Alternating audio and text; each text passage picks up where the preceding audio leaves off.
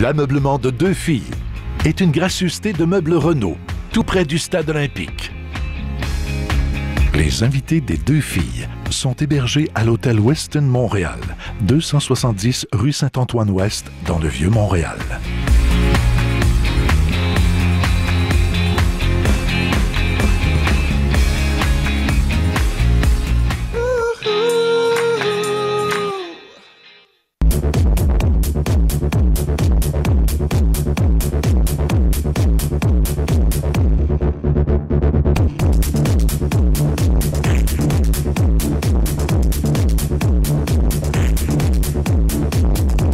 On vient de voir des images du week-end fétiche de Montréal. Je ne sais pas si vous le savez, mais en tout cas, nous, on n'était pas... Ben, toi, tu étais au courant, je ne sais pas. Mais en tout cas, je te regarde, finalement, je ne sais pas. Mais ça fait 8 ans qu'il y a une édition à chaque année de ce festival-là à Montréal. Et il y a près de 5000 personnes qui y participent. Alors, ce matin... Je n'en fais pas partie. Bon, OK, bon, c'est ça, je n'étais pas sûre. Mais ce matin, en fait, on voulait avoir plus de précision sur le fétichisme parce qu'on se rend compte que quand même, il y a beaucoup de gens qui pratiquent ça. Puis, on ne connaît pas ça tant que ça. Je vais toujours parler pour moi ici, là. Tu connais ça beaucoup, toi, le fétichisme? Ben, je vais te dire que je suis jamais allée, mais toi puis Mario Dumont, vous avez l'air de pas connaître ça. Non, pas à tout. Là, nous autres, là, on ne connaît pas encore le PVC puis le latex, mais là, on va en parler avec Éric Paradis, qui est fondateur et promoteur du Week-end fétiche de Montréal, en fait, depuis tous ses débuts. Oui. Bien, merci beaucoup. Tu nous as amené des objets. Tantôt, on va parler de ça. Oui. Et Sylvie Lavallée, notre amie sexologue. Sylvie, tout d'abord, il faut quand même nous démêler. On s'est rendu compte en réunion, quand on parlait du fétichisme, qu'on avait de la misère à mettre une définition entre fétichiste, échangiste, sadomasochiste. Qu'est-ce que c'est exactement? Le fétichisme, c'est l'érotisation de l'objet. Un objet qui donne un sens, une atmosphère, un éveil de sensualité, qui donne le ton de quelque chose. OK. C'est un peu comme un acteur qui va porter un déguisement et tout de suite, il rentre plus facilement dans la peau du personnage par l'aide du vêtement, de l'objet ou de l'accessoire. Alors, quelqu'un qui souffre de fétichisme, c'est qu'il a besoin de l'accessoire pour s'érotiser et de l'introduire dans la relation sexuelle pour optimiser son plaisir. Mais tu dis quelqu'un qui souffre de fétichisme. C'est une maladie? Il y en a qui vont dire... Il y a des fétichismes légers. Exemple, j'aime mon chum dans telle chemise, quand il porte tel parfum. J'aime ma blonde quand elle porte tel kit de lingerie. Tu sais, ça, c'est fétichiser le corps de l'autre aussi. J'aime ses fesses, j'aime ses seins, ou j'aime le voir quand il porte telle chose parce qu'il est encore plus désirable comme ça.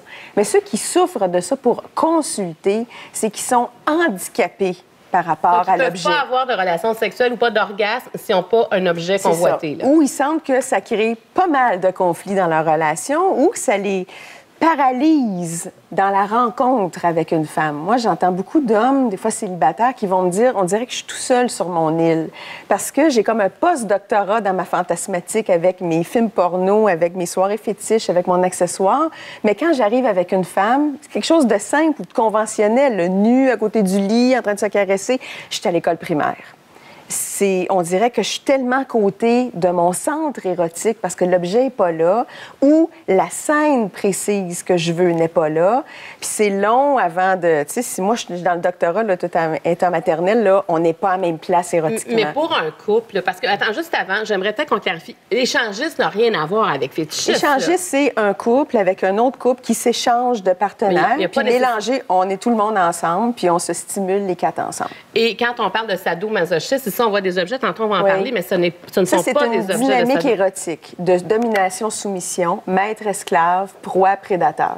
Donc, il y a un élément de contrainte. Il y en a un qui est contraint, un est soumis et l'autre est dominant. Donc, dans les gestes, c'est sûr qu'on introduit l'accessoire aussi. C'est pour ça qu'on confond fétichisme et BDSM. Donc, tout ce qui est le ligotage, les contraintes, l'obéissance, c'est sûr que ça va avec un fouet, ça va avec des menottes, ça va avec BDSM, plein de choses. Ça veut dire quoi, là? Bondage sadomasochisme. C'est juste dit en anglais, mais ça se trouve aussi sur Internet, l'espèce de questionnaire de ligotage dans tous les gestes sexuels autorisés, non autorisés. Est-ce que ça, c'est mon seuil de tolérance à la douleur? Donc, c'est très bien fait. C'est deux personnes consentantes qui veulent jouer à ce rôle-là, mais c'est complètement différent que juste l'objet. OK. Quand on parle de l'objet, toi, là, en clinique, est-ce que tu reçois des couples? Puis là, il y en a un, tu sais, tranquillement, va te dire, écoute, moi, j'ai besoin que tu mettes des bottes. Moi, j'ai besoin d'une cravache.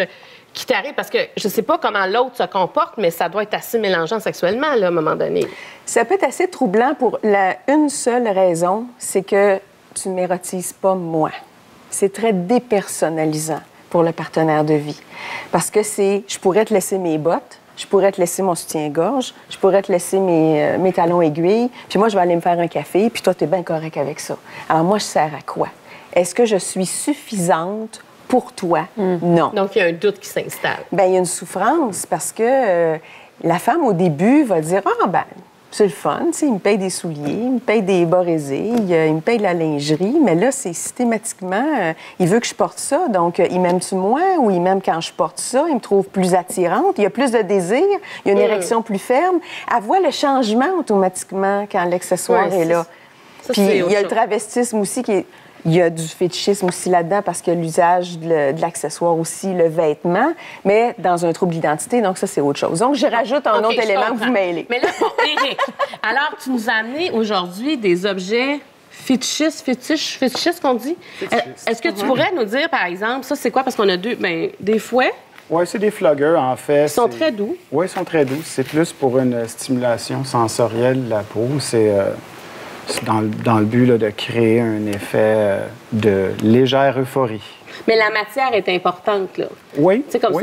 ça. C'est du latex. C'est du latex. En fait, ça, ici, c'est en cuir. Ça, c'est j'imagine que c'est du cuir. Puis là, ben quoi, on se flatte avec ça ou on se frotte?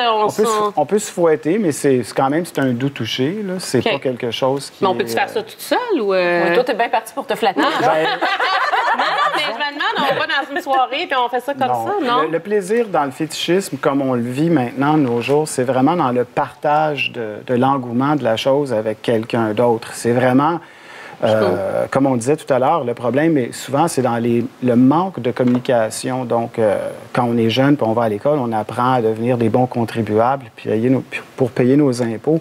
Mais on oublie souvent le côté euphorisant du jeu. Puis c'est important de l'assumer et de l'assouvir. Puis en relation, il faut être capable de communiquer ses besoins. Donc, Parfait. Là, Éric, ça, c'est une cravache. Oui. C'est quelque chose qu'on connaît beaucoup. On a vu Madonna avec ça. Exact. On a vu Lady Gaga avec ça. Donc ça, c'est vraiment une symbolique du fétichisme. Et évidemment, les chaussures, les bottes, ça, pour nous, c'est la première affaire qui me vient à l'esprit. Et Éric, tu as amené avec toi une mannequin qui s'appelle Rosalie Lemay parce qu'on veut voir aussi l'ensemble. Donc là, ce qu'elle a, c'est vraiment un costume fétichiste. Alors, bonjour, Rosalie. Alors, est-ce qu'on voit ça, c'est commun chez les fétichistes? Oui, je pense que c'est la tendance mode actuelle parce que c'est un matériau qui est... Au début, le latex était très rare, mais maintenant, les gens ont ce matériau-là puis sont capables d'assembler leurs propres vêtements sur leur table de cuisine. Donc, je ne dis pas que ce vêtement-là était assemblé d'une telle façon. Il a été assemblé par un designer local, notamment Polymorphe, qui est... Mais on ne voit pas nécessairement, c'est-à-dire qu'on voit les formes du corps, mais il n'y a pas de nudité nécessairement dans les costumes. Non, pas du tout. Comme on disait plus tôt, c'est un peu la vénération du matériau ou d'un objet. Mais en fait, pour créer le plaisir, parce que c'est pas de la souffrance d'être fétichiste, en fait, quand on rencontre quelqu'un qui peut partager avec nous ces intérêts-là, c'est une jouissance. C'est jouissif d'être fétichiste dans une relation équilibrée. Donc, quand on combine le matériau avec la personne qui aime le porter, puis que l'esprit s'anime, il y a de la magie qui s'ensuit. Toi, j'ai une question pour toi, excuse-moi. Est-ce que tous les gens qui vont à ta soirée fétichiste sont systématiquement fétichistes dans leur vie sexuelle ou ça peut être des gens qui seulement ont envie de voir comment ça se passe, ont envie de porter le costume?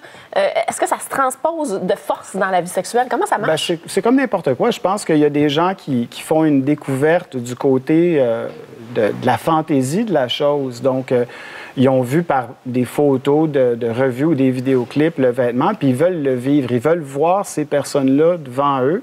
Puis après ça, ils les rencontrent. Il y a une conversation. Très souvent, dans les événements qu'on organise, le but est socio-interactif à prime abord. Donc, toujours la conversation, animer cet esprit-là. Puis une fois que le langage est établi, il y a des gens qui vont aller peut-être un peu plus loin dans leur couple. Il y a des gens qui vont rencontrer l'être recherché. C'est un bon endroit pour rencontrer des fétichistes. Sûr. Mais toi, tu le sais à quel âge que tu étais attiré vers des fétichistes? Moi, je pense que c'est venu très tôt. À l'âge de 12 ou 13 ans, j'ai senti, en regardant, je ne sais pas, des émissions de science-fiction à l'époque, que j'avais une attirance pour une femme forte habillée dans un vêtement un peu différent. Puis, c'est ça. Après ça, j'ai compris le cheminement psychologique en rencontrant des gens qui étaient adeptes du fétichisme depuis plus longtemps que moi. Puis très rapidement, je veux dire, j'ai été libéré. J'ai toujours été très ouvert à la chose. Est-ce que tu te sens marginal des fois à cause de ça? Écoutez, avec les cheveux que j'ai, ça serait difficile de me marginaliser à cause de mon intérêt pour le fétichisme. Non, au contraire, je trouve que c'est un atout que j'ai dans ma vie de comprendre ce phénomène-là, puis d'être capable d'organiser des événements qui vont générer une banque de beaux souvenirs pour ceux qui y participent. En fait, c'est la mission de ma vie. Et de le partager. Bien sûr. Ça doit faire du bien de sortir de l'isolement. Oui. J'imagine quand tu es dans ta chambre à coucher puis tu penses à des objets ou encore une façon de t'habiller, tu te sens seul. Là. Oui. C'est le but. Le but de la chose, c'est toujours d'être rassembleur. C'est de sortir les gens du placard puis de les forcer littéralement à converser ensemble. Il y a des gens de tout âge, de toute échelle sociale, je veux dire. Et de tous les pays du monde aussi. De tous les pays du monde? Ah oui, c'est un événement, je veux dire, on remplit l'hôtel des gouverneurs au complet. Wow! Oui, c'est très... Est-ce qu'on est fétichiste toute sa vie, Sylvie? Mais quand il y a un ancrage à l'enfance ou à l'adolescence, puis que c'est assez ancré solidement, ça reste assez longtemps. Je dirais que quand c'est quelque chose de primaire, ça nous suit pas mal toute notre vie. Le défi, ça va être comment qu'on le contrôle, avec qui on le vit, ce que l'on s'autorise, ce que l'on se permet. Est-ce que quand on le fait, on est tout seul, puis on prend l'usage de certaines drogues en plus pour décrocher davantage, puis s'isoler encore plus? Dans certains cas, ça peut aller jusque-là. Oui. Jusqu'à quel point ça peut dégénérer, le fétichisme? Mais je dirais plus dans l'isolement. C'est dans l'isolement. Dépendamment de la personne, si elle est égo-syntone avec ça ou égo-dystone. Égo-syntone, c'est je suis bien, je suis en harmonie, on en a un avec nous, je m'assume, je le permets, j'organise un événement, donc ça irradie. Il y a un rayonnement. Ouais. Alors, ça bonifie ma satisfaction. Mais quand les gens sont dans l'égo-dystonie, c'est là qu'ils consultent de je suis pas bien, je me sens pas normale, ça me coûte cher, je me sens tout seul avec ça. Jamais je vais trouver une femme qui va triper latex comme celle qu'on a vue. Est-ce que c'est le fantasme de mes patients? Est-ce que tu sens un jugement chez la majorité de tes patients par rapport à ce type de pratique-là ou un jugement dans la société en général? Parce que, tu sais, tantôt, tu parlais de Lady Gaga puis Madonna qui sont en train, j'ai l'impression, de démocratiser ça. Mais est-ce qu'on a encore un jugement comme société? Essaie de démocratiser la domination-soumission. Pas nécessairement le fait de porter l'accessoire puis de s'en servir systématiquement dans la vie sexuelle. Alors oui, il y a des gens qui sont assez coincés là-dedans. Bien, merci Sylvie Laveille. En tout cas, ça m'a beaucoup éclairé. Sylvie, on peut t'entendre du lundi au vendredi de 13h à 15h30 sur toutes les stations affiliées du 98.5. Oui, Québec, Mauricie, Outaouais, Estrie. L'émission sans tabou. Sans tabou. Oui. Et merci beaucoup, Éric Paradis, de ta franchise, de ton honnêteté. De parler de ça, je pense qu'il y a bien des gens à la maison qui vont être contents. Et ton week-end fétiche de Montréal, c'est du 30 août au 2 septembre 2013. Exact. Merci beaucoup. Alors, nous autres, on va aller s'amuser maintenant. Restez là après la pause. Bon, moi, je voulais parler d'Éric Paradis, notre fétichiste qui est venu aujourd'hui. Moi, tu sais, tantôt, Sylvie Lavallée, elle a dit que c'était un trouble. Elle a dit qu'on pouvait souffrir de fétichisme. Alors, une souffrance. Et dans certains cas. Dans certains cas, mais j'avais l'impression que lui, qui n'était pas du tout en souffrance. Mais non. Puis moi, en fait, je trouve ça le fun parce que je me dis, pour les gens qui sont fétichistes, qui ne savent pas où aller ou en parler, bien, de faire un week-end fétiche à Montréal pendant 3 jours où il y a presque 5000 personnes qui viennent un peu partout dans le monde. Je trouve que ça fait en sorte que, comme elle disait, tu sors de ton isolement et je trouve que, en tout cas, j'avais pas l'impression qu'il souffrait, j'avais l'impression qu'il était bien. Oui. Et ben, il nous a laissé ça. Hein? Ben oui. Alors, on va te le donner. On a eu un beau cadeau. Oui, c'est ça. Alors, regarde, amuse-toi avec ça. Tu le trouves-tu beau? On le laissera pas ensemble, OK? Non, mais tu peux t'amuser tout seul avec, là. Tu peux te flatter. C'est super le fun. Mais c'est doux. Non, mais tu peux aussi faire ça tout doucement, là. Ah, regarde si je suis plus sauvage que toi. Tu peux flatter ton chien avec ça. Oh non, mêle pas mon chien là-dedans, là, toi. Ben non, c'était pour s'amuser. Merci tout le monde. Bye-bye.